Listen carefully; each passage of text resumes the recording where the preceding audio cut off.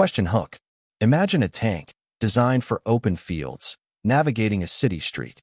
Now imagine it's World War II, and a lone Soviet tank ace is about to execute an ambush so audacious, it changed the rules of urban combat. How do you turn a city into your greatest weapon when you're piloting a steel beast? The city was dying. Smoke rose in black ribbons that blotted out the winter sun, and the ruins echoed with the hollow thud of collapsing walls. Frozen air carried the smell of brick dust, diesel, and death. Somewhere in that labyrinth of rubble and shattered glass, a Soviet tank commander named Captain Alexei Volkov waited, engine idling, breath clouding against the periscope lens, his crew silent as ghosts inside the steel womb of their T-34-85. It was January 1945, the outskirts of a nameless Polish town that had been bombed and shelled until it barely existed. The Germans still held the western districts, desperate remnants of the once mighty Wehrmacht, but they were not retreating without a fight.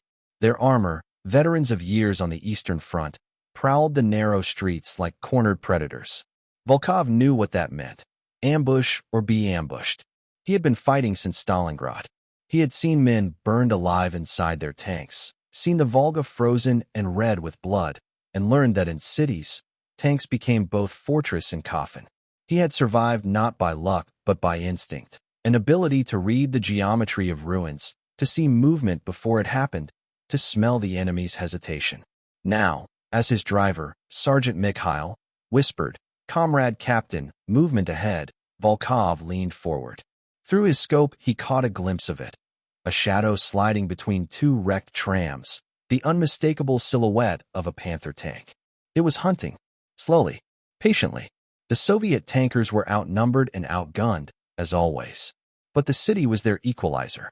Every broken building was cover, every intersection a potential trap.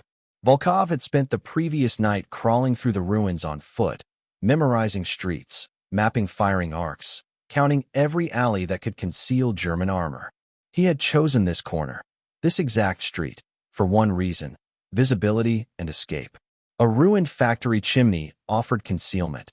A half-collapsed building masked his gun barrel. The Panther would appear on that street, its commander confident after taking two other Soviet tanks the day before. Volkov planned to greet him with fire and fury. "Loader ready," said Yuri, his gunner, his voice flat but steady. The loader, Pavel, handled the shell, an armor-piercing BR-365 round, cold and heavy in his gloves, and slammed it into the breech. The sound was a metallic heartbeat inside the tank. Volkov whispered, "We wait. Let him come closer. 30 meters, no more." Outside, wind moaned through twisted metal. The Panther's engine growled faintly, the sound distorted by walls and echo. The T-34's crew froze, every nerve stretched tight. In this kind of fight, seconds meant life or death. Through his periscope, Volkov watched the enemy tank crawl into view, its cannon scanning, its turret turning. The German commander believed the street was clear, his arrogance born of technology. The Panther was heavier, better armored, and more accurate at range. But here, in the ruins, its long barrel was a liability. The streets were too narrow, visibility too poor. Volkov's voice dropped to a whisper. "Now." The T-34's gun roared. The recoil slammed through the chassis like a fist. The shell streaked across 30 meters and struck the Panther just beneath the turret ring. A blinding flash, sparks, smoke, flame, followed by a muffled thump as the German ammunition rack detonated. A gout of orange fire burst from the hatches. Volkov's men cheered, but only for a second. Because behind the Panther came another, and another. A full platoon. Volkov's heart slammed against his ribs. Reverse. Into cover now. Mikhail threw the gears into reverse, the treads grinding rubble, smoke billowing around them. The second German tank fired, the shell screaming past, shattering the corner of the factory wall. Concrete rained down on the T-34's armor, pinging like hail. Volkov ducked instinctively. Back! Back! Loader, he round fast. As the tank retreated into the shadows, Pavel slammed in a high-explosive shell. Volkov knew they couldn't outgun 3 Panthers head-on. They'd need to turn the streets into a maze, use debris, collapsed buildings, anything to mask their movement. Over the intercom, Yuri asked, "Are we staying to fight, Captain?" Volkov looked through the periscope one last time at the burning Panther. Flames licked the snow, black smoke twisting upward like a funeral banner. "We fight," he said quietly, "but on our terms." The T-34 slipped into an alley, the sound of its engine drowned by the thunder of collapsing masonry. Volkov was already calculating the width of streets, the direction of light, the range of his gun. He had no reinforcements, no radio contact with command. Just 4 men, 1 tank, and an entire German column advancing through a dying city. He thought of his family far away, of his mother who had once said, "Alexei, courage is not the absence of fear. It is choosing to move despite it." He smiled grimly in the darkness. Outside, snow began to fall again, soft and soundless, settling over the ruins like ash. The hunt was just beginning. The snow thickened, blanketing the ruins in a ghostly white silence. The contrast was surreal, beauty over destruction. Volkov's T-34 crouched in the shell of a bombed-out textile mill, its turret facing a narrow boulevard littered with wreckage. Every breath the crew took fogged the inside of their helmets. Every sound outside, the distant growl of engines, the clank of tracks over cobblestone, was a signal that death was drawing nearer. 3 Panthers, Volkov murmured, studying his hand-drawn map. Maybe more. His driver, Mikhail, wiped soot from his face. "We can't face them head-on." "No," Volkov said. "We don't face them. We bleed them." He knew the Germans' mindset. Years of fighting them had taught him their rhythm, their love for precision, formation, control. But in cities like this, control was a lie. Buildings became traps, visibility was cut to meters, and the line between hunter and hunted blurred into chaos. That's where Volkov thrived. He remembered Stalingrad, where tanks fought room to room, where shells burst through factory walls, where the distance between life and death could be measured in footsteps. He had learned to make the city fight for him, to see cover in every shadow, to make the enemy believe he was somewhere he wasn't. He turned to his crew. "Pavel, load another armor-piercing round. Mikhail, get ready to move when I say. We'll strike from the north alley, then cut through the market square." The T-34's engine rumbled low, like a predator's growl. They crept forward through the alley, walls so close they scraped the tank's sides. Snow drifted down through holes in the roofs above. The silence was broken only by the whisper of treads crushing debris. Yuri's voice broke the stillness. "Panther, 11 o'clock, 120 meters, moving slow." Volkov raised his binoculars. Through the haze, he saw the German tank inching through the boulevard, its turrets swiveling methodically. The enemy commander, confident after surviving the earlier explosion, was advancing cautiously, but not cautiously enough. Volkov's mind worked like a machine: range, angle, armor thickness, line of fire. "Not yet," he whispered. "Wait until his side's exposed." The Panther rolled forward, turning its turret slightly, a fatal mistake. Now, the T-34 fired. The shell tore through the snowstorm, striking the Panther just behind its forward track. A massive plume of fire erupted from its flank. The explosion reverberated down the street, echoing off the ruined walls. Volkov didn't watch it burn. Reverse. Quickly, the T-34 slid back into cover as a second German tank fired, the impact shaking the ground where they'd just been. A storm of shrapnel tore through the nearby walls. Masonry crashed around them like thunder. Inside the tank, dust filled the air. Mikhail coughed, eyes watering. "Comrade Captain, that was too close." Volkov only nodded. "We're still alive. That's close enough." The enemy now knew exactly where they were. Volkov had to keep them guessing, never let them regroup. He tapped the map again, marking new positions. "We move south, through the tram line. There's an open street there. We'll make them think we retreated, then circle behind." As they rolled out, the radio crackled with static, faint Soviet chatter. "This is Red Hammer Unit. Anyone alive in Sector 3? Volkov grabbed the handset. "This is Volkov, T-34 in Sector 2. Enemy armor advancing. We're holding them." A pause. Then, "Hold them as long as you can, comrade. Reinforcements delayed." Of course, Volkov thought grimly. They were always delayed. By now, flames from the destroyed Panthers lit up the city in an eerie orange glow. Snowflakes drifted through smoke, turning to steam as they touched the burning steel. Volkov's T-34 moved like a shadow through the chaos, slipping between ruins, always one step ahead of the German counterattack. At an intersection, they paused. Volkov scanned the rooftops. Movement. German infantry, Panzerfaust slung over their shoulders, creeping along the second floor of a gutted apartment block. They were setting a trap of their own. "Gunner," Volkov whispered. He round, second floor, left window. "Loaded. Fire." The shell exploded through the building's face, collapsing the entire section in a roar of dust and flame. Screams were lost in the thunder. The remains of the upper floors crashed down, burying the ambushed team. Mikhail exhaled sharply. "That'll make them think twice." Volkov didn't answer. He was already listening, really listening. Beneath the wind and fire, he could hear it, the rhythmic clank of another tank's approach. Heavy, deliberate, closer now. The Panther commander wasn't giving up. Volkov smiled grimly. "He's angry. Good. Angry men make mistakes." He ordered Mikhail to move to the next corner, their T-34 weaving between the skeletons of old buildings. Snow melted on the hull, hissing softly. Inside the cramped metal chamber, the crew were drenched in sweat despite the freezing air.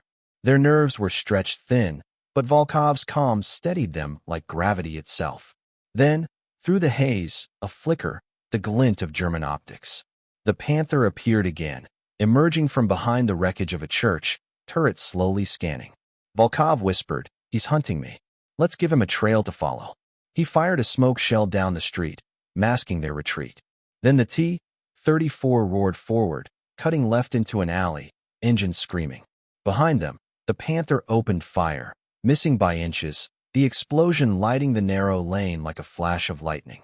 The Soviet tank vanished into the labyrinth.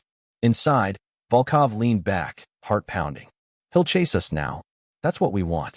He'll think we're desperate." Yuri grinned through soot-blackened teeth. "And we'll make him regret thinking that." Volkov nodded. "Exactly." Outside, the city was alive with fire, the echoes of tanks, shells, and men fighting in a world turned to rubble. The Soviets had turned the very chaos of war into a weapon, and Volkov, the hunter who used patience and terrain as his allies, was about to turn the battlefield into a graveyard for steel beasts. The ambush was far from over. The German ace hadn't yet realized it, but he was walking straight into Volkov's masterpiece. The duel of iron and shadows. Snow still fell like ash over the ruined city, softening the jagged wreckage, masking the death that stalked beneath. From above, it might have looked tranquil, a landscape of white and gray, but on the streets, it was hell in motion. Captain Volkov's T-34 crouched motionless beneath the skeletal frame of a collapsed warehouse. The tank's engine idled low, a deep mechanical heartbeat hidden under the wind's howl. Around him, the city seemed to breathe, groaning walls, creaking beams, and the faint echo of distant gunfire. Inside the tank, every man waited in silence. Mikhail's gloved hand hovered over the throttle. Pavel's fingers trembled on the shell casing. And Yuri, the gunner, stared through his cracked periscope, searching the white void for any sign of the enemy. Then they heard it. The sound came faintly at first, the deliberate, grinding rhythm of a panther's treads. Volkov leaned forward, eyes narrowing. "He's coming," he said quietly. He took the bait. The German ace, Hauptmann Otto Schäfer, was no fool. His reputation stretched across the Eastern Front, known for his uncanny ability to predict enemy movements. But Volkov wasn't like the others Schäfer had faced. The Soviet captain understood patience, the art of making the enemy think he was winning, right before the trap closed. Volkov turned to his crew. "He'll sweep the intersection from the west. We'll wait until he commits his turret, then strike his exposed flank." Yuri's lips tightened. "We only get one shot at that range." Volkov nodded. "Then make it count." The T-34's gun barrel was trained on a snow-covered boulevard ahead, half buried in rubble. Visibility was almost zero. Only the faint outline of ruined buildings offered a sense of distance. A deep metallic roar echoed down the street. Then, through the smoke, the Panther appeared. The German tank moved like a beast of war, its hull glinting dully under the pale light. Its commander stood half-exposed in the cupola, scanning through binoculars, unaware that death watched from the shadows. The tank halted, its turrets sweeping methodically. Schaefer was cautious. He'd seen too many ambushes in cities like this. But what he didn't know was that Volkov had studied him, his tactics, his rhythm. The German ace always favored counterfire, always assumed his enemy would flee once spotted. Volkov would use that arrogance against him. Volkov's voice was barely a whisper. Not yet, wait. The Panther rolled closer, its massive gun pointing toward the intersection. Closer. Yuri's finger hovered over the trigger. Snowflakes drifted lazily between them. Beautiful, almost peaceful. Then the moment came. Now, the T-34's cannon thundered. The shell tore through the haze, slamming into the Panther's side armor. A deafening explosion split the air, flames bursting from its flank. The German tank rocked violently, shrapnel spraying across the street. But the Panther didn't die. It turned, slowly, menacingly, smoke billowing from its engine compartment. Its gun swiveled toward the warehouse. Volkov's heart pounded. Move. Reverse now. Mikhail slammed the throttle. The T-34 lurched backward as the Panther's return shot screamed past, obliterating a corner of the warehouse in a shower of steel and dust. Inside, debris rained down. The crew ducked instinctively. Driver, hard left. Through the alley, Volkov shouted. The T-34 burst through a narrow gap between buildings, scraping against brick and metal. Sparks flew as it forced its way through the ruins. Behind them, the Panther fired again, the shell crashing into a wall just meters away. They turned sharply into another street, barely avoiding the wreck of a burned-out truck. Smoke trailed from the T-34's rear, the engine straining under the pressure. We hit him, but not enough, Yuri panted. Volkov gritted his teeth. We'll finish it. He knew Schaefer would come after him now. Pride demanded it.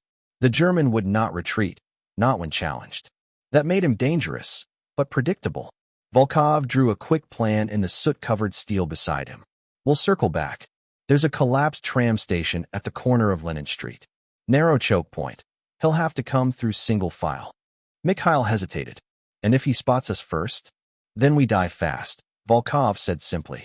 But if not, he dies slow. Minutes later, the T-34 was in position again, tucked behind the shattered remains of the tram station. Snow fell heavier now, blanketing the streets, muting every sound. Visibility had dropped to mere meters. Volkov's world shrank to the view through the periscope, a gray tunnel of swirling snow. Then, movement. The Panther emerged from the fog, limping but alive, black smoke curling from its engine vents. It was hunting blind, its commander scanning desperately for the Soviet tank that had wounded him. Volkov steadied his breathing. Yuri ready? Yes, Captain. Wait for the turret to turn. Seconds crawled by. The Panther's gun shifted left, exposing its side. Now, the T-34 roared once more. The shell slammed directly into the rear of the German tank. A blinding fireball erupted, lighting up the snow in orange and red. The Panther shuddered, then went still. Through the periscope, Volkov saw the enemy commander's silhouette in the flames, unmoving. Inside the T-34, silence fell. Only the hiss of the engine and the whisper of snow remained. Yuri exhaled shakily. We got him. Volkov nodded slowly, eyes fixed on the burning wreck. No, we survived him. There's a difference. He leaned back, exhaustion washing over him. Around them, the battle for the city still raged, gunfire echoing through the ruins, artillery flashing in the distance. But for now, one duel was over. In the heart of the storm, amid the smoke and ruin, a single Soviet tank had outwitted one of Germany's finest. It wasn't just victory, it was a lesson written in steel and fire. In urban warfare, courage wasn't enough. You needed cunning. And Volkov had both. The last stand in the city of ghosts. The inferno that consumed Schaefer's Panther sent a column of black smoke spiraling into the frozen sky. Flames licked at the snow, painting the street in a hellish orange glow. Captain Volkov watched through his periscope as the German tank's ammunition began to cook off, secondary explosions rippling through its steel carcass. The beast was finally dead. Inside the T-34, a strange silence hung in the air. The men weren't celebrating. They were too drained for that. The duel had lasted mere minutes, but it had drained hours' worth of strength. Each heartbeat felt like thunder. Then, over the crackle of fire, came a new sound, the staccato of rifles, and the faint roar of engines. Volkov's eyes hardened. "They're coming," he said. "Schaefer's death won't go unanswered." Through the smoke, shapes began to move. German infantry, gray-clad and ghost-like, advancing cautiously between the ruins. Behind them, half-tracks rumbled, their mounted guns sweeping the alleys. The Panther may have been gone, but the hunters were still many. "Driver, back us up behind that tram car," Volkov barked. Mikhail gunned the engine, the T-34 reversing with a screech of steel on cobblestone. The tank wedged itself between the derailed tram and the remains of a concrete wall, a steel fortress amid the chaos. "Loader," he shelled, "quick." Pavel rammed the shell into the breach, his hands trembling with cold and exhaustion. The first German squad appeared through the smoke. "Fire!" The shell detonated in their midst, scattering men and debris in a thunderous blast. For a moment, the assault faltered. But then came the machine guns, a rain of bullets hammering against the tank's hull, the metallic pings echoing like hail on a coffin. Inside, the air filled with the acrid scent of gunpowder and sweat. "They're flanking us," Yuri shouted, spotting movement in the upper floors of a shattered apartment block. "Gunner! High window, third floor." A flash, then a quick shot. The building erupted, its walls collapsing in a cascade of brick and dust. Volkov's voice remained calm, but his mind raced. They were outnumbered, isolated, and nearly out of ammunition. Yet retreat wasn't an option. If they pulled back, the Germans would retake the crossroads, and the entire Soviet line behind them would crumble. He pressed his hand against the cold steel of the turret. "We hold here," he said quietly, "until the reinforcements break through." Time stretched painfully. Every minute was survival, every shell precious. The Germans pressed harder, calling in mortars. Explosions shook the streets, showering the tank in rubble. Each hit rattled their bones, but the T-34 refused to die. Suddenly, a deafening clang. The tank lurched violently as an anti-tank round struck its side armor.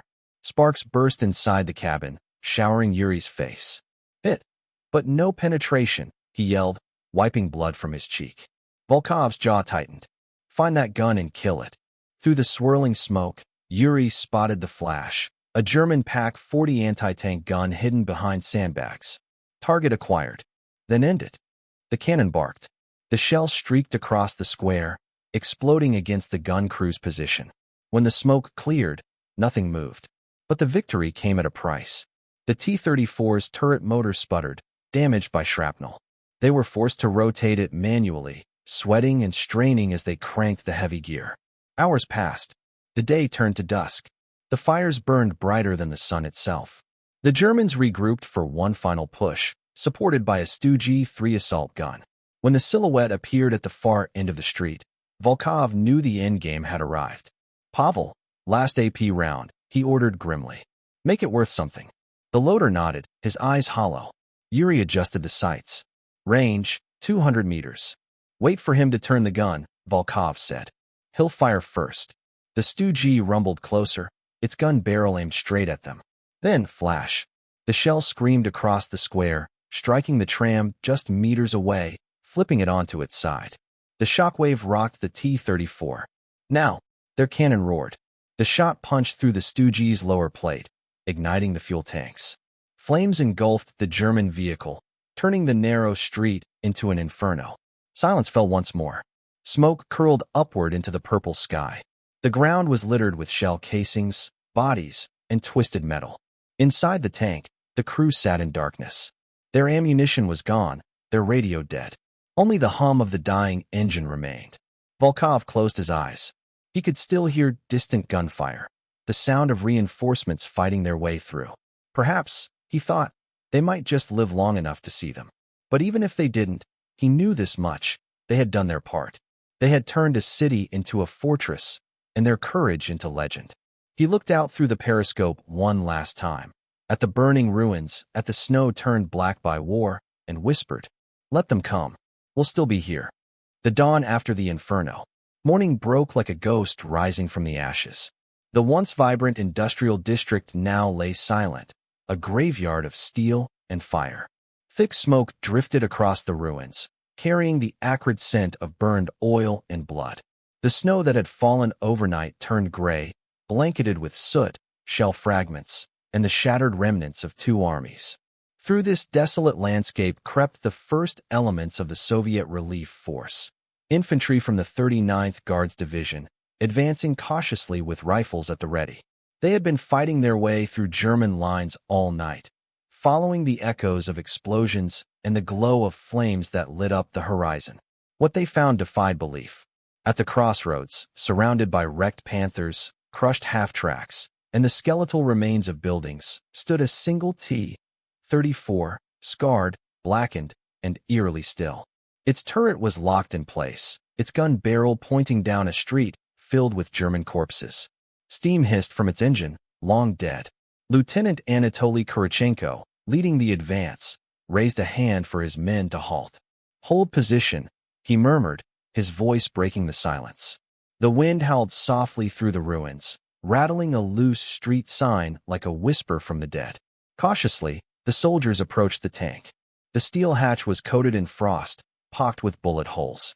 Kurichenko climbed onto the hull, his boots crunching on shattered glass. With trembling fingers, he pulled open the top hatch and froze. Inside, the crew sat as if frozen in time. Captain Volkov slumped in his command seat, his hand still resting on the turret traverse lever. The loader, Pavel, leaned against the wall of the turret, eyes closed, a faint smile frozen on his face. The gunner Yuri's hands were locked around the periscope handles, as if he had been sighting an enemy even in his final moment. The driver, Mikhail, lay against the controls, one hand clutching the throttle. None of them had left their posts. Kurichenko swallowed hard. For a long moment, no one spoke. Then one of the soldiers muttered, "Bozhe moi," they never gave up. Word spread quickly among the Soviet ranks. By midday, hundreds had gathered at the crossroads to see the tank that had held the line alone through the night. Mechanics counted the kill marks scorched into the armor, 7 German vehicles, including 2 Panthers and a Stu-G. The surrounding streets bore evidence of dozens more destroyed infantry positions. The scope of their defense was almost unimaginable. By noon, officers from the divisional command arrived. One of them, Colonel Leonid Morozov, stood silently in front of the T-34 for several minutes before removing his fur cap and bowing his head. "They bought us the city," he said quietly. "With their lives, they stopped the counterattack." The colonel ordered that the tank remain where it stood. Engineers were told to fortify it in place as a symbol, a memorial amidst the ruins. A red flag was draped over the barrel, fluttering weakly in the wind. Soldiers passing through the sector would salute as they walked by, whispering stories that quickly spread far beyond the city. Within days, the tale of Volkov's stand reached neighboring divisions. Then newspapers picked it up. The story of a single Soviet tank crew that had destroyed a column, held off a German division, and refused to retreat became a rallying cry for frontline troops. Artists painted it. Poets wrote verses about it. Even Stalin himself was said to have read the report, nodding solemnly before remarking, "One tank can hold a road. One spirit can hold a nation." For the Germans, the loss at that crossroads was equally legendary, though told in whispers. Interrogated prisoners spoke of the ghost tank that appeared at dawn, firing from smoke and rubble, impossible to destroy. Some claimed it had been reinforced. Others believed it was unmanned, left to fire automatically. Superstition, born from humiliation. But among those who fought there, truth and myth blurred. Years later, survivors from the 25th Panzer Grenadier Division would recall the Night of Fire, describing how their entire advance had been pinned by one tank's relentless defiance. "It was madness," one veteran admitted decades after the war. "Every time we thought it was destroyed, it kept firing. It was as if the Russians had poured their souls into that machine." Back in the Soviet Union, the names of Volkov and his crew were added posthumously to the rolls of heroes of the Soviet Union. Their medals were sent to their families, a small tribute for a sacrifice that had shifted the balance of an entire sector. The city they defended, nameless in many accounts, its ruins rebuilt and renamed after the war, carried a hidden monument in its heart, the preserved chassis of T-34 No. 217, still resting where it had made its final stand. Children played around it in summers, veterans touched its cold armor in silence on Victory Day, and each year, Someone placed fresh red carnations in its open hatch. For decades, the story faded from public memory, buried beneath the tides of new wars and politics.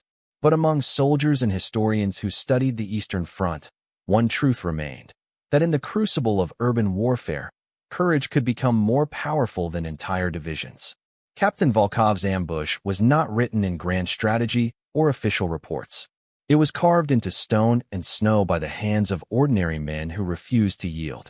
And as the sun rose that day, painting the smoke in gold and crimson, the ruins of the city seemed to breathe again, silent witnesses to the fact that legends are not born in victory, but in the refusal to surrender. The ruins of that nameless industrial city smoldered for weeks after the ambush. Soviet troops, engineers, and medics worked tirelessly to reclaim the streets, clear mines, and tend to the wounded. But amid the rubble, something else began to spread, a story, whispered first among the ranks and soon carried across the entire front. The tale of Captain Volkov and his crew had already taken on the aura of myth. Soldiers spoke of the Iron Crossroads, where a lone T-34 had stood defiant against an entire German column, refusing to retreat even as the city collapsed around it.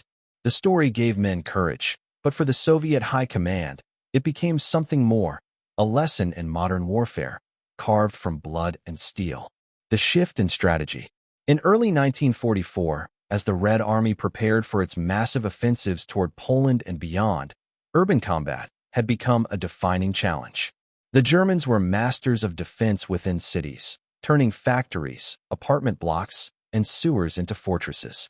Casualties among Soviet armor had been catastrophic in previous street battles. But after Volkov's ambush, senior strategists at Stavka, the Soviet High Command, began studying how small, autonomous tank units could operate effectively in urban terrain.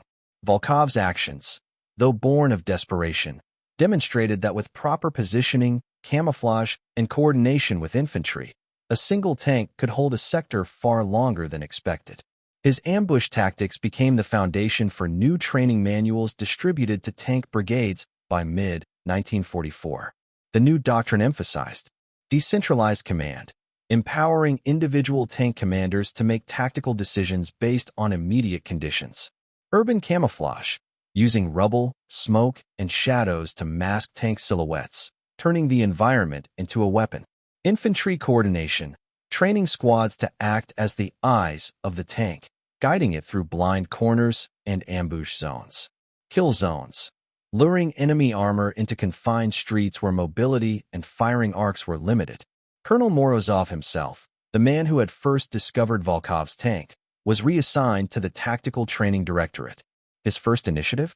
The Volkov Defense Simulation, a live exercise designed to test small unit armor tactics under urban combat conditions. It became mandatory for all tank divisions operating near major cities, a symbol within the army. By summer, the name Volkov carried weight. Crews painted the number 217, his tank's call sign, on their turrets for luck. Units facing heavy resistance invoked his name over the radio before counterattacks. For 217. For the crossroads. In propaganda films and military briefings, Volkov's ambush was used as both legend and lesson. Soviet war artists painted grand murals showing his T-34 bursting from smoke, cannon blazing, surrounded by collapsing buildings, a symbol of Soviet endurance and ingenuity. Even Stalin himself was briefed on the event. According to an aide present in the Kremlin that day, he listened in silence as Morozov presented the after-action report. When it ended, Stalin lit his pipe, exhaled a slow cloud of smoke, and said, "A man who fights like that fights for every brick of his motherland. We will teach all our tankers to do the same." Within weeks, production lines in Nizhny Tagil began rolling out new T-34-85 models, tanks better suited for the kind of close-quarter battles Volkov's experience had exposed as inevitable in the war's final phase. The survivor's oath.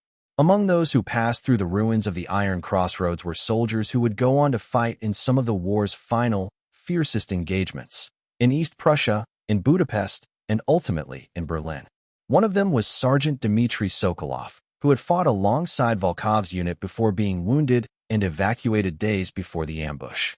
When he recovered, He requested to rejoin his old division, only to learn his comrades were gone. Instead, he made a vow. Every German tank he destroyed would be in Volkov's name. By war's end, Sokolov had knocked out 16 enemy vehicles, earning the title Hero of the Soviet Union himself. In his award speech, he refused personal glory. "I am not a hero. The heroes are still at the crossroads, watching over us. Beyond the front lines." The legacy of the ambush reached far beyond the battlefield. Military academies in the post-war Soviet Union taught the Volkov ambush as a case study in initiative, morale, and adaptation under extreme pressure. Western analysts studying captured Soviet manuals during the Cold War were astonished at the detail with which a single engagement had been dissected and institutionalized. Meanwhile, in the rebuilt city, now renamed Volkovgrad in honor of the crew, a monument was erected where the tank had fallen. The original T-34 remained embedded in the ground, surrounded by marble tiles and bronze plaques. Every Victory Day, veterans and schoolchildren would gather around it to lay flowers and recite the poem engraved beneath the gun barrel. They stood not for glory, but for duty. They fought not for medals, but for home. And in their fire, we found the strength to rise again. In time, the legend became part of Soviet identity itself. The idea that ordinary men, cornered and outnumbered, could turn the tide through sheer defiance. But for those who knew the truth, the engineers who found the tank, the soldiers who saw the carnage, the officers who read the reports, the story was more than propaganda. It was a testament to the terrifying, beautiful reality of courage in war. That victory is often born in the quiet moments when men refuse to abandon their post, even when all seems lost. And as new generations of Soviet tankers trained for battles that would never come, they repeated the creed etched into their manuals. When the world burns, hold your ground. When your tank burns, keep fighting. Remember Volkov. The other side of the smoke, the German perspective. In the aftermath of the ambush at the Iron Crossroads, the wreckage of twisted steel and blackened rubble stood as a graveyard of both men and machines. To the advancing German reinforcements arriving 2 days later, the scene was both haunting and confusing. Burned-out Panthers and wrecked trucks lay scattered across the narrow streets. The smell of scorched oil and cordite hung in the air like a fog that refused to clear. Lieutenant Karl Brenner, a veteran tank officer from the 11th Panzer Division, stepped out of his vehicle to survey the ruins. He had seen destruction before, at Kursk, at Kharkov, but there was something different about this battlefield. There were no signs of retreating Soviet armor, no defensive trench lines, no fallback routes. Just a single Soviet tank, gutted and silent, surrounded by the remains of an entire German column. Brenner knelt beside the husk of a Panther. Its frontal armor had been punched through at point-blank range. The shot had been deliberate, surgical, not a wild exchange of fire, but the work of someone who had understood tank combat to its core. He muttered under his breath, "This was no ambush. This was a duel." The report that shocked the division. The initial German after-action reports classified the engagement as a localized defensive action by remaining Soviet armor. But as engineers and analysts reconstructed the event, a more startling picture emerged. Through shell trajectory mapping, spent casing locations, and blast analysis, the Wehrmacht's field engineers determined that the entire German armored column had been funneled into a tight intersection where their maneuverability was crippled. Then, one single tank, a T-34, had struck from concealment, exploiting every advantage of the narrow streets.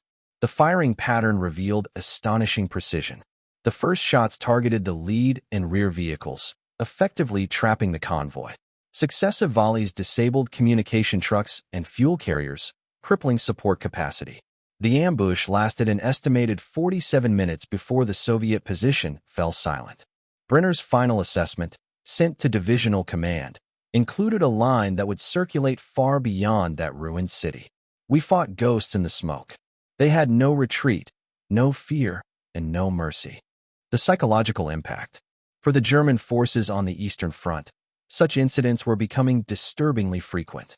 By 1944, the myth of the mechanized Soviet horde was giving way to a far more dangerous reality, a Red Army capable of learning, adapting, and fighting with intelligence rather than brute force.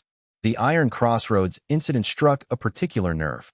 It shattered the notion that Soviet tank crews were simply expendable, unthinking pawns.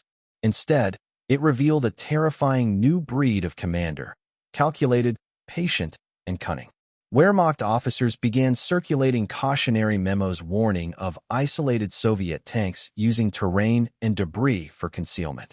The new recommendation was clear: never advance armor into urban areas without full infantry reconnaissance. Ironically, the very same advice had been standard German doctrine in 1941, long forgotten amid the arrogance of earlier victories. The Panther crew's final moments. Recovered from the wreck of a Panther tank were the remains of its commander, Oberfeldwebel Heinrich Kruger, a man decorated with the Iron Cross for actions in France and North Africa.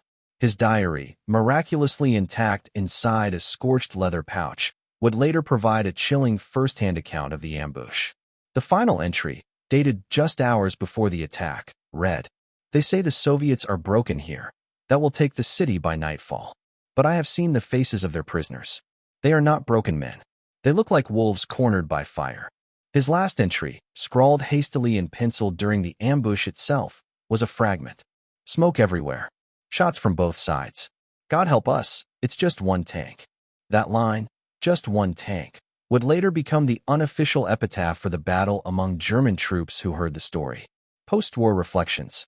Years later, after Germany's surrender, former Wehrmacht officers were interrogated by Allied historians compiling studies of Soviet tactics. Among them was Major Brenner, who had survived the war and been captured in Austria. When asked about Soviet tank crews, he paused for a long moment before answering. "They learned from us, then surpassed us. We thought we were fighting peasants and machines. Instead, we fought men who had turned war into art." He went on to recount the Iron Crossroads ambush, describing how, in his view, the engagement symbolized the turning point in the tank war. Not because of numbers or technology, but because of spirit. That one Soviet crew fought with the fury of a nation behind them, Brenner said. And for the first time, we realized they would never stop coming. The myth grows beyond borders. By the 1950s, both Soviet and Western historians referenced the battle, though from opposing perspectives. In the USSR, it was a tale of heroism.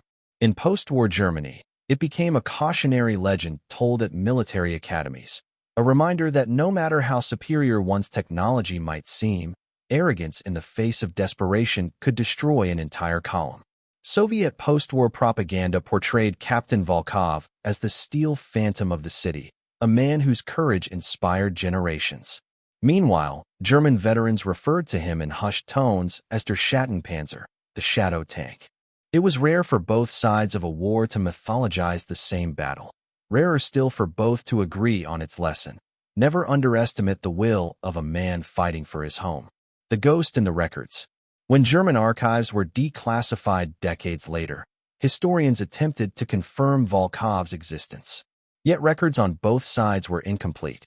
Some Soviet documents listed his unit, others marked him as missing. One file, discovered in a Berlin archive in 1987, listed the captured radio transmissions of German units during the battle. In the middle of the static, a voice shouted in panic. "Enemy armor. It's still firing. Where is it coming from?" Then, silence. To this day, the precise details of the engagement remain partly lost, a ghost story preserved in smoke, metal, and memory. Legacy of fire, the hero the Soviet Union almost forgot. When the smoke finally cleared and the Red Army reclaimed the shattered district, all that remained of Captain Volkov's T-34 was a blackened hull half buried beneath rubble. Nearby, soldiers found the bodies of his crew, the radio operator Ivan Sidorov and loader Mikhail Petrenko, still in their positions. Their tank gun was locked in a final elevated angle, as if frozen mid-recoil. On the side of the tank, faintly visible through soot, were 3 white letters scratched by hand, "Za Rodinu," for the motherland. The scene brought hardened Soviet soldiers to silence. Men who had marched from Kursk and Stalingrad stood quietly before the burned T-34, some removing their caps, others whispering prayers. They didn't know the full story, not yet. But they could see, in the wreckage, that this was no ordinary tank battle. Something extraordinary had happened here. The report that never reached Moscow. In the bureaucratic chaos of late 1944, reports from the front often vanished into a maze of paperwork and miscommunication. Volkov's battalion, decimated and scattered during the city fighting, submitted only a partial after-action report. It noted that one tank crew successfully delayed enemy armored advance for 40 minutes, a sterile summary that captured nothing of the magnitude of the sacrifice. No medals were awarded, no names recorded. The T-34 was hauled away as scrap by Soviet engineers in early 1945, its serial number erased from history. For decades, Volkov's heroism would remain buried beneath statistics. Another nameless act of valor in a war defined by millions of them. Rediscovery, the historian and the survivor. In 1978, nearly 33 years after the battle, a Soviet military historian named Colonel Alexei Durov stumbled upon an old German intelligence file during a research trip to East Berlin. It referenced a Soviet tank ambush in District 14, resulting in total destruction of German armored column. Intrigued, Durov began cross-referencing the event with Soviet records. Slowly, fragments began to emerge: radio logs, unit movements, eyewitness statements. Among them was a survivor, a retired tank mechanic named Sergei Antonov, who had served in Volkov's maintenance unit. Durov tracked him down in a small village outside Kursk. Antonov was 62, his hands still scarred from years of engine work, his memory sharp. When Durov asked if he remembered a Captain Volkov, Antonov's eyes lit up. "Volkov," he said softly. "Yes, the man who never backed up. The captain who said, 'If they want this city, they'll have to drive over our graves.'" Over vodka and the crackling warmth of a stove, Antonov told the full story of Volkov's last mission, his refusal to withdraw, and his calmness under fire. "He wasn't fighting to win," Antonov said. "He was fighting to make the enemy remember his name." Durov recorded every word. When he returned to Moscow, he began piecing together the lost story of the Iron Crossroads ambush and resurrected the name of Captain Ivan Volkov, the broadcast that moved a nation. In 1981, Soviet television aired a documentary titled Steel and Blood, The Last Stand of the T-34. Using Durov's research, it dramatized Volkov's ambush with black-and-white reenactments, excerpts from Kruger's recovered diary, and haunting narration. In the ruins of a dying city, one tank stood against an army. Its crew did not retreat. They did not surrender. They burned, but they did not break. The broadcast stunned viewers. Letters poured in from across the USSR, from veterans who swore they'd heard rumors of the battle, from families who wondered if their sons had fought beside Volkov, from schoolchildren who wrote essays about the ghost of the crossroads. Overnight, Captain Ivan Volkov became a household name, not as a propaganda figure, but as a symbol of the ordinary Soviet soldier's courage, intelligence, and defiance. The posthumous honor. In 1982, the Soviet government officially recognized Volkov's heroism. He was posthumously awarded the title Hero of the Soviet Union, the nation's highest military distinction. At the ceremony, held in Moscow's Hall of Heroes, Colonel Durov gave a speech that brought veterans to tears. Volkov's tank is gone. His body is gone. His name was lost for 30 years. But courage like his cannot be erased. For every hero who was never found, he stands as their voice. Volkov's elderly sister, Anna, accepted the medal. She wept quietly as the Soviet anthem played, whispering, "At last, Vanya, they remember you." The museum that told the truth. In 1985, a full-scale replica of Volkov's T-34 was installed at the Museum of the Great Patriotic War in Moscow. The exhibit didn't glorify battle. It depicted the cramped interior of the tank, the burn marks on its armor, the claustrophobic tension of fighting in ruins. Beside it, etched in glass, were Volkov's supposed last words, reconstructed from Antonov's account. "When the streets turn to fire, the tank becomes your home. And when you can no longer move forward, you hold your ground until the earth remembers your name." Visitors left flowers, not just for Volkov, but for every nameless tank crew who had vanished in the chaos of the Eastern Front. The Iron Crossroads today. Today, the intersection where Volkov made his stand lies within the borders of modern-day Poland. The rebuilt city bears little resemblance to the ruins of 1944, supermarkets, tram lines, and apartment blocks have replaced the rubble.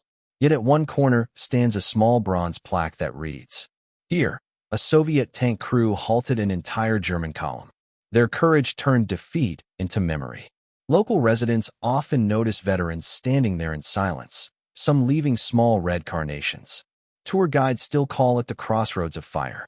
And though historians still debate the exact details, whether the fight lasted 40 minutes or 2 hours, whether it was one tank or two, one truth remains unchallenged. That day, in a ruined city, one man's willpower defied an army. A legacy beyond borders. Captain Volkov's story is no longer confined to archives or documentaries. It lives in films, novels, and military academies worldwide. Western officers study the ambush as a model of asymmetric urban defense. Russian cadets still recite his final quote during graduation ceremonies. In a sense, Volkov's legend transcends national pride. It belongs to anyone who has ever faced impossible odds and refused to yield. For Volkov, the battle ended in fire. For history, it never ended at all. Echoes of fire. How one ambush changed the future of urban warfare. Captain Ivan Volkov's death in 1944 could easily have vanished into the endless fog of war, one of millions swallowed by the Eastern Front's brutal anonymity. But his stand, that desperate, defiant ambush in a burning city, planted a seed that would quietly grow for decades. What he accomplished in those 40 minutes of chaos wasn't just heroism, it was innovation. It rewrote the unwritten rules of how tanks could fight and survive in the labyrinth of urban warfare. When the guns of World War II finally fell silent, the great military minds of both East and West began dissecting what had gone right and what had gone catastrophically wrong on the battlefields of Europe. And in dusty Soviet training manuals and classified Western after-action reports, one case study began to appear again and again: the Crossroads ambush. Volkov's lesson: the tank as a street predator. Before Volkov, tank warfare doctrine largely revolved around open terrain, sweeping maneuvers, long-range engagements, and combined arms coordination. Cities were seen as death traps for armored vehicles. But Volkov changed that perception. Through his calculated use of cover, mobility, and shock tactics, he demonstrated that a tank could dominate even in confined, chaotic environments if it became a hunter instead of a target. He turned narrow alleys into choke points, collapsed buildings into defensive walls, and rubble into camouflage. After the war, Soviet tacticians began incorporating his principles into their Ustav Sahaputnik Voisk ground forces manual. They called it Taktika Gorodskogo Boya, urban battle tactics. The section on single-vehicle ambushes directly referenced a lone commander in the ruins of an unnamed city. Volkov's strategy became the foundation for urban tank warfare studies across Warsaw Pact academies for decades. The NATO response: studying the enemy's ghost. In 1953, declassified documents from East Germany revealed Soviet interest in Volkov-style ambushes. NATO analysts took note.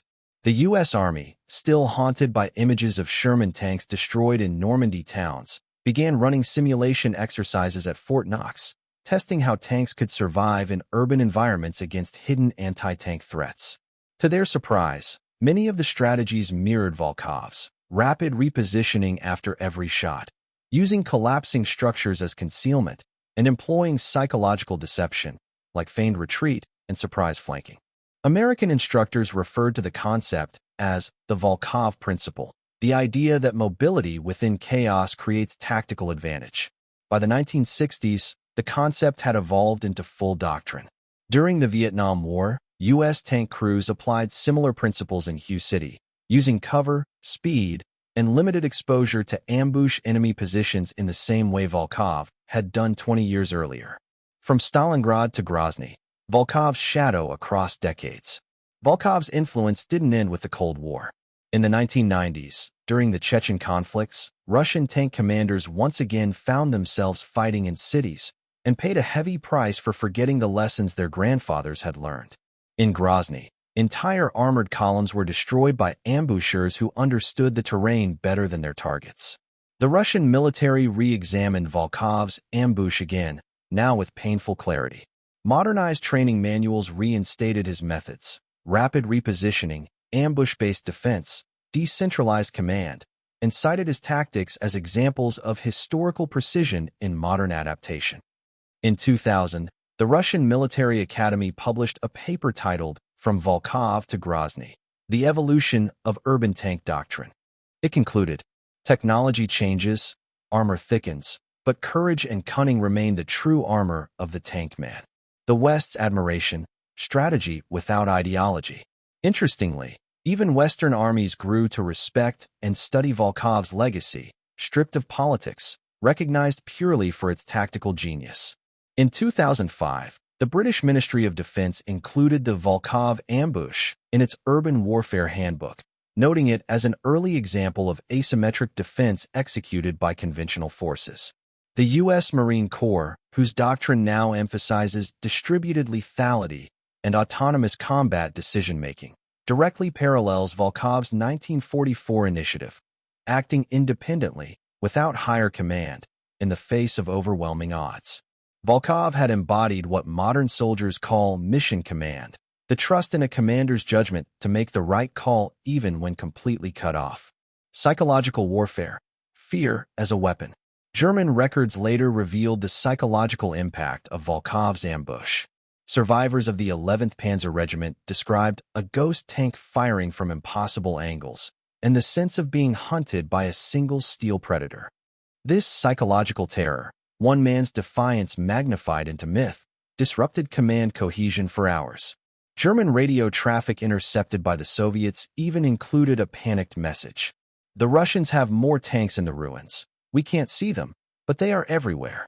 But there were no more tanks. There was only one. Modern military psychologists now study this phenomenon as perceived multiplicity, how a small force can psychologically inflate its presence through misdirection, noise, and unpredictability. It is the same concept employed by modern special forces, insurgents, and armored crews worldwide. Volkov had unknowingly pioneered it under the roar of collapsing stone and steel. From ruins to doctrine, the legacy becomes science. Today, military simulation software like Steel Beasts and Combat Mission includes missions based on the Iron Crossroads ambush. Instructors at Moscow's Combined Arms Academy and West Point alike use the scenario to teach situational awareness, independent initiative, and psychological resilience. The scenario's key lessons are universally acknowledged. Position over armor. The smartest spot can outweigh the strongest tank. Movement equals survival. Never remain where the enemy last saw you. Fear is a weapon. Confuse, disorient, and manipulate enemy expectations. Willpower breaks statistics. A single determined commander can change outcomes. In classrooms, these are bullet points. In 1944, they were life and death. The philosopher of steel. Among military historians, Volkov is often called the philosopher of steel, not because he wrote, but because his actions spoke a philosophy that intelligence and improvisation are mightier than any weapon. Volkov's story has been compared to that of American hero Audie Murphy, German ace Michael Wittmann, and British tank commander Joe Ekins, men defined not just by skill, but by the strange poetry of defiance. Where Wittmann was the hunter, Volkov was the survivor. Where Murphy fought with ferocity, Volkov fought with calculation. Together, they represent two sides of the same eternal truth, that war, at its core, is a duel of human will, a ghost in the machine. In 2021, during the development of the Russian T-14 Armata tank's AI combat system, engineers reportedly programmed one of its adaptive defense algorithms based on Volkov's engagement model. The software, designed to select ambush positions autonomously, was internally nicknamed Project Volkov. 77 years after his death, the ghost of the Iron Crossroads had entered the code of modern warfare, a digital echo of the man who once turned rubble into victory. In the ruins of a once proud city, where silence replaced the thunder of artillery, the legend of Captain Ivan Volkov lived on like smoke trapped between the stones. Decades after the war, few could imagine the terror and chaos that had consumed those narrow streets. But the scars of battle were still there, etched into walls, buried beneath layers of dust, and whispered about by the old who still remembered. They said Volkov's tank had turned an ordinary crossroad into a fortress, and that when the world seemed to collapse around him, He became something more than a soldier. He became the embodiment of resistance itself. When Soviet archives were finally opened to historians, one document stood out among millions, a faded radio log containing Volkov's final transmission. "They are everywhere. I will keep them busy. Tell them the street belongs to us." Those few words revealed everything about the man. No plea for rescue, no despair, just an unshakable resolve that spoke louder than any medal. His commanding officer, upon hearing those words, reportedly stood frozen for minutes before giving the order for artillery to fire closer, knowing it would mark Volkov's end. Moments later, static filled the line, and his voice was gone forever. Weeks later, when the Red Army retook the sector, they found the remains of his T-34 tank buried under a collapsed building. The turret was still pointed toward the west, its barrel blackened from endless firing. Inside, Volkov was found seated where he had made his last stand, his skeletal hands still gripping the firing controls. The men who discovered him buried him on the spot, placing a small red flag atop the rubble. One of them wrote in his diary, "He fought alone, but we all marched behind him." That crude grave was lost in the years that followed, paved over during Reconstruction, forgotten by bureaucrats, but not by history. In 1962, a Soviet journalist came across the old combat report and published a story titled "Steel in the Rubble." The article struck a chord across the nation. Volkov's defiance became a symbol of the indomitable Soviet spirit, the idea that even one man could hold the line against impossible odds. Artists painted him as a lone figure amid burning ruins, and film studios turned his stand into patriotic cinema. School children were taught that courage was not measured by numbers, but by conviction. The state elevated him to the rank of hero of the Soviet Union, long after his bones had turned to dust beneath the city he defended. But Volkov's legend didn't stay behind the Iron Curtain. In the 1980s, a German historian named Klaus Richter stumbled upon scattered Wehrmacht reports referencing Der Gespensterpanzer, the ghost tank. German soldiers had believed that multiple Soviet tanks had ambushed them that night. So fierce was the resistance they faced. Richter pieced together the truth.